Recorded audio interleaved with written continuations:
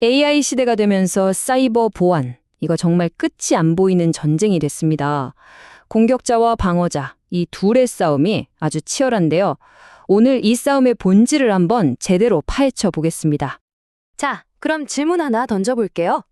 이 해커와 방어자의 전쟁에서 여러분은 과연 누가 이기고 있다고 생각하세요? 누가 더 유리할까요? 이게 바로 오늘 우리가 함께 답을 찾아볼 핵심 질문입니다. 사실 답은 어느 정도 정해져 있었죠. 지난 수십 년 동안 이 게임은 늘 공격자에게 유리했습니다. 그런데 진짜 문제는 지금부터예요. 바로 인공지능 AI가 등장하면서 이 불리한 격차가 아예 영원히 굳어버릴지도 모른다는 그런 무서운 이야기가 나오고 있거든요. 자, 그래서 먼저 사이버 보안이 왜 처음부터 불공정한 게임일 수밖에 없는지 그 구조적인 이유, 특히 공격과 방어의 경제학부터 한번 짚어보겠습니다. 이 불공정함의 핵심에는 비대칭성이라는 개념이 있습니다. 이게 뭐냐면요. 생각해 보세요. 공격자는 성벽의 수많은 벽돌 중에 딱 하나, 약한 벽돌 하나만 찾아내면 그걸로 끝이에요. 성공이죠. 하지만 성을 지키는 방어자는 어때요? 모든 벽돌이 항상 완벽해야 하는 거예요. 모든 문, 모든 창문을 24시간 내내 지켜야 하죠. 이게 바로 근본적인 불균형, 비대칭성입니다. 이 표를 보시면 그 불균형이 더 확 와닿으실 겁니다. 자, 공격자 쪽을 보세요. 한 번만 터트리면 대박. 그야말로 저비용 고수익이죠. 실패해도 별로 손해볼 것도 없어요. 그냥 다른 방법으로 또 찔러보면 되니까요. 그런데 방어자 입장은 완전히 다릅니다. 돈 버는 일도 아닌데 예방을 위해서 계속 돈을 쏟아부어야 하죠. 법도 지켜야 하고 규칙도 많아요.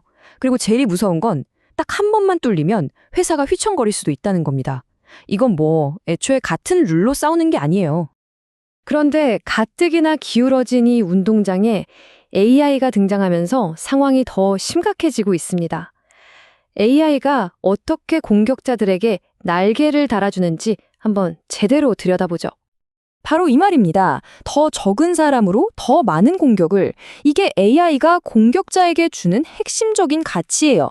한마디로 효율과 스케일을 미친 듯이 끌어올려준다는 거죠. 이 숫자 한번 보세요. 50배. 이게 뭐냐면요. 마이크로소프트 분석인데 AI 자동화를 썼을 때 피싱 공격으로 벌어들이는 돈이 무려 50배나 늘어날 수 있다는 겁니다. 50배요? 이건 범죄자 입장에서 AI를 안 쓸 이유가 전혀 없는, 그냥 거부할 수 없는 유혹인 거죠. 이러다 보니까 소위 해킹의 민주화라는 현상까지 벌어지고 있어요. 예전에는 국가가 뒤를 봐주는 정말 엘리트 해커들이나 쓰던 그런 최첨단 기술들 있잖아요. 이제는 값싼 오픈소스 AI 덕분에 그냥 마음만 먹으면 누구나 쓸 수 있게 된 거예요. AI가 알아서 취약점을 찾아주고 악성 코드도 만들어주고 심지어는 예전보다 4.5배나 더 잘 속는 정말 그럴듯한 맞춤형 피싱 메일을 눈 깜짝할 사이에 막 뿌려대는 거죠. 자, 그럼 방어자들은 그냥 이렇게 당하고만 있을까요? 천만에요. 방어자들도 똑같은 무기, 바로 AI를 들고 반격에 나서기 시작했습니다.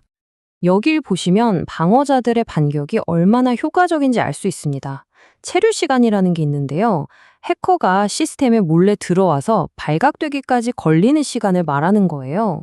2010년대만 해도 이게 평균 400일이 넘었어요. 1년 넘게 내 집에 도둑이 있는지도 몰랐던 거죠. 그런데 2023년 이게 10일로 확 줄었습니다. 정말 엄청난 변화죠? 이게 다 AI 기반의 위협 탐지 기술 덕분입니다. 이게 돈으로도 환산이 됩니다. IBM 자료를 보면요.